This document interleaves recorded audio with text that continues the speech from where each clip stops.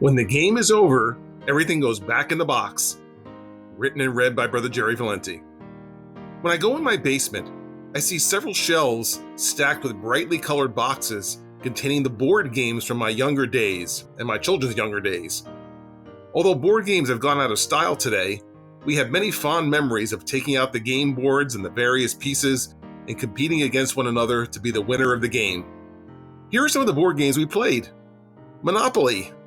The object of this game is to amass property, houses, hotels, and money.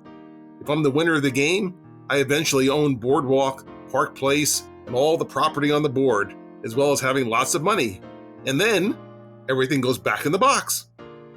Risk. The object of this game is to conquer countries with your armies. If I'm the winner of this game, it means my armies have taken over every country in the world, such that I own the whole world. And then, everything goes back in the box. The game of life. In this game, sometimes you get married and sometimes you don't. Sometimes you have children and sometimes you don't. You could have a high-paying career, such as a doctor or a lawyer, or perhaps earn a somewhat lower salary. At the end of the game, you can wind up at millionaire acres or in the poorhouse. And then, regardless of how your journey has gone or how it has ended, everything goes back in the box. The common theme of the above is obvious. Regardless of the game, regardless of how you play it, regardless of whether you win or lose, when the game is over, everything goes back in the box. You don't get to keep any of the money you made or any of the countries you conquered. It all goes back in the box. It works exactly the same way in the real game of life that we're all playing out right now. The worldly possessions that we amass are only ours during the game. When the game, our life, is over, it all stays behind for someone else to enjoy. As Paul writes, we brought nothing into this world, and it is certain we can carry nothing out. Jesus teaches this same lesson on an occasion when a man asks him to get involved in a family dispute over money. Jesus refuses to act as a judge in this matter. Instead, he says to the man, "Take heed and beware of covetousness, for a man's life consisteth not in the abundance of the things which he possesseth." Luke 12:15. To illustrate this point, Jesus then relates a parable in which a man has a farm which yields a great overabundance of crops, too much to store in his barns. Instead of considering how this unexpected blessing might be shared with others, the man instead tears down his barns and builds bigger ones, and feels good about the thought that he can now eat, drink, and be merry for years to come.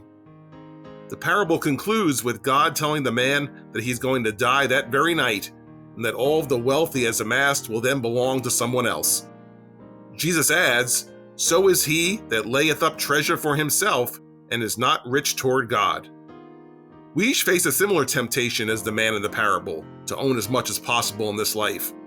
While there's nothing wrong with having possessions, we do have to consider the cost, the personal time we have to give up in order to make money and possess things. Early in life, it may make sense to invest a larger amount of time in building a foundation for the future. However, as life goes on, we should reach a point where we realize that what God is providing, a certain income level, possessions, etc., is enough. And investing a lot more time in adding to those possessions is just not a wise decision. When you're approaching the end of your life, you won't be looking back wishing you had spent more time getting possessions. After all, when the game is over, everything goes back in the box. And even more critical, and the real point that Jesus is making, what spiritual price are we willing to pay to add to our worldly possessions? Are we willing to be cruel and or dishonest toward other people? Are we willing to sacrifice church time? Are we willing to sacrifice prayer time or time reading the scriptures? Basically, are we willing to compromise our relationship with God to have possessions in this life? Although many people are willing to make this compromise, it's not a wise choice from the perspective of eternity. For what shall it profit a man if he shall gain the whole world and lose his own soul? Mark 8:36. Risking your eternal home to have more possessions in this life is like giving up the house you live in now just to win a game of Monopoly. When the game is over and everything goes back in the box, how foolish will you feel to now be homeless and have nothing to show for it? How much worse to have no mansion in heaven when we reach the end of our lives and have nothing to show for it. The possessions that we worked so hard to amass in this life won't be coming with us. They'll be going back in the box because the game is over.